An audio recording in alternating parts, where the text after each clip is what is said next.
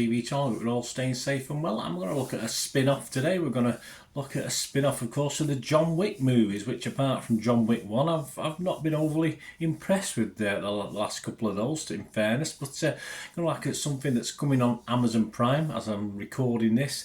Just had one episode, so I'll talk you through that. It's like a film-length episode, a bit of a pilot, if you like, but it's worth having a quick look at. I'm going to have a look at the Continental, of course, from the world of John Wick, or simply just the Continental, we'll call it. Please, if you are new to the channel, push that subscribe button, push the bell notifications. Great to have you on board. Let us know your thoughts on this or anything to do with film and TV, doesn't matter what it is. And if you've got a chance, guys, just give us a little thumbs up, give us a like.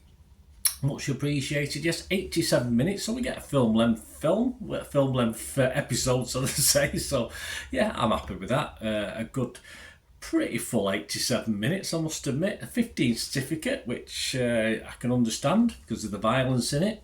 All these little comments and scores are as at the 24th of September 2023, so just a couple of days after this was released on Amazon Prime. And it's crime drama television, of course, developed by Greg Coolidge, Kurt Ward and Sean Simmons. And as I said, is a prequel spin-off to the John Wick franchise. The cast includes Mel Gibson, Colin Woodle, Michelle Prada and Ben Robson, plus lots and lots of others. A good cast, a good character cast as well.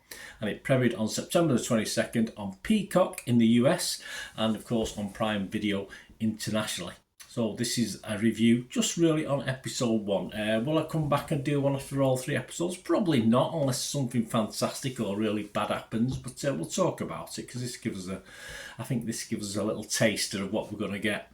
What's it about? Well, the Continental is, of course, from the world of John Wick, and it tells a background story of how Winston Scott, in an alternate history of 1970s, I like the time frame for this one, came to his position as proprietor of the New York branch of the Continental chain of hotels.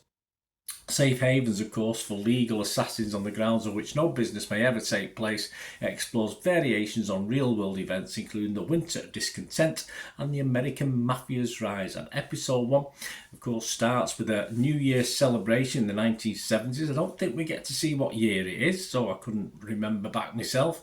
Frankie Scott pulls off a daring heist at the Continental Hotel in New York City, stealing a coin press, yes, capable of minting the valuable gold currency used by those associated with that legendary high table. The Continental's manager, crime lord Cormac, who's played by Mel Gibson, kidnaps Frankie's brother Winston in London and brings him to New York, questioning about his siblings' whereabouts. He has no idea, of course, and is pressured by the high table's adjudicator to get that coin press back. So that's where it all kicks off. Early scores, of course, some reviewers may have seen all 3 episodes. I'm not to know which did and which haven't. Rotten Tomatoes audience is quite positive on this, 80% positivity, that's good. But the critics not so hot, they've only given it a 49% positivity rating. So average is just 6.1 out of 10 with 57 critics. The consensus of the website, the Continental from the world of John Wick, offers some stylish action, although it most satisfying for hardcore fans invested in further franchise and world building. Yes, Metacritic, the other site we'll look at, only 54 out of 100.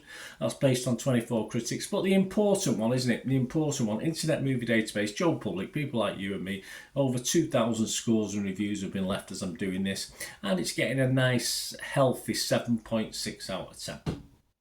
Yeah, I probably scored the last third of this episode in that region, but the first 2/3 perhaps a bit too slow to sort of be rewarded with that sort of score. Right, I thought this had a little bit more story. As I said, I'm not a big John Wick fan. I enjoyed the first one of the John Wick films, but I think this has got a bit more story to it. I quite liked it, and obviously that's good. That bodes well. I mean, gratuitous violence is never overly far away as the thing progresses and goes through the episode. So fans of John Wick will be reasonably happy once they get through some of the verbal diarrhea that's in the early part of this episode 1. Some okay characters, some investable characters, and it did initially have a more than 3 episode feel, although as I said, oddly at times it felt a little dragged out, this first episode, even though we're only going to get 3 episodes. So you'd think it would have been packed from the start, but it did seem a little bit slow in the introduction, but it's probably deliberate so you get to know the people. Great to look at the grimy 70s vibe which you get from this, which is, I'm all for that, even though it's all glitzy and glamour. The 70s, there's an eerie darkness to it all, which I do like, which I think existed over the pond and here in the UK perhaps. And I say, it's okay from episode 1, no doubt prove a passable watch as a mini-series. And I did look forward at the end of episode 1, I just wanted to watch episode 2, so as it sort of grew on me the longer it went on, so I think it could get better, this one.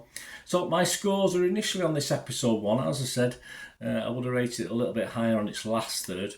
I would give it fresh on Rotten Tomatoes. I'd have to give it a positive on Metascore. And I'm just going to temporarily give it a 6 out of 10 based on this episode 1. But I think it may ramp up a point or so by the end, by Series 3, hopefully based, as I said, on the conclusion to this episode. But we'll see. We'll see how it goes. But I'll give it a nice, watchable 6 out of 10. With optimism that it could rise to 6.5, 7, 7.5 out of 10. I can't see it getting to 8, but I can see it rising to at least 7 out of 10 if it carries on the style that it finished as far as the end of episode 1's concerned. So let me know what you think, guys. Great to hear from you. And as I said, I probably won't be back with a re-review of episodes 2 and 3. I might put something on Twitter, so if you follow me on there, just keep your eyes out. But yeah, hopefully the 6 out of 10 will be a little bit higher by the time I've watched it all. Thanks for watching, guys. Let me know your thoughts. Great to hear from you. Until we meet again, that's one thing, don't want to please stay safe, everyone. Bye for now.